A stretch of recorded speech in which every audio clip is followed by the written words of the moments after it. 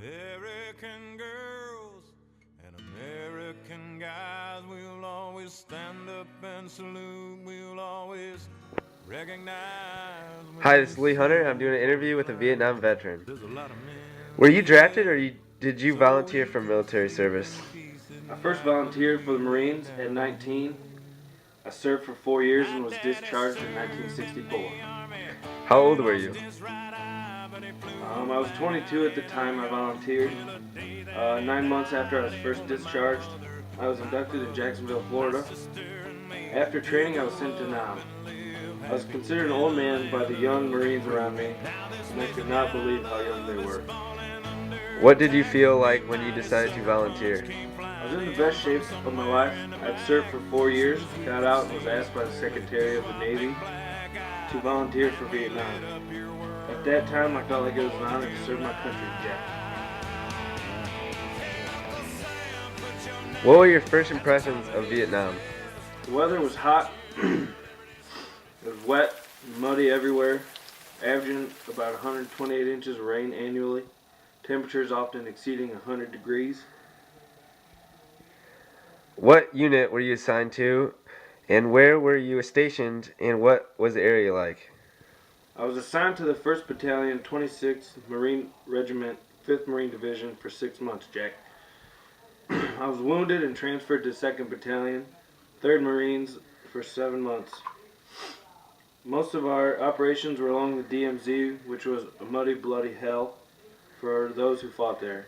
The Marines were called the finest instrument ever devised for the killing of young Americans. What were your jobs in Vietnam?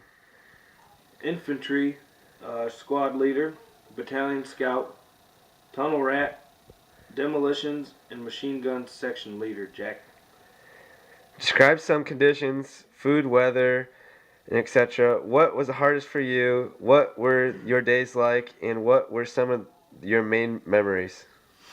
Our main food was sea rations in a box, which contained, for instance, canned ham and lima beans, a small canned bread, a canned fruit of sorts, and cigarettes.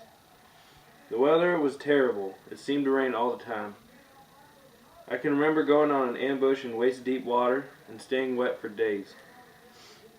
I had what we called immersion foot on 2 occasions. This is caused by your feet being wet for long periods of time.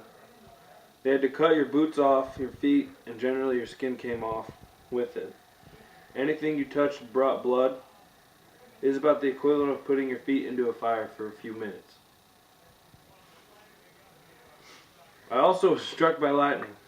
I took my squad out on an ambush about 3 miles out from our command post. It had been raining for days and we were in knee-deep water. We had been trying to catch the Viet Cong that had been mining the road to our command post and blowing up our vehicles. I set up the ambush in a cemetery in Vietnam. The graves are generally mounds of dirt. By the time we set up, we were in waist-deep water. I had my squad facing the road.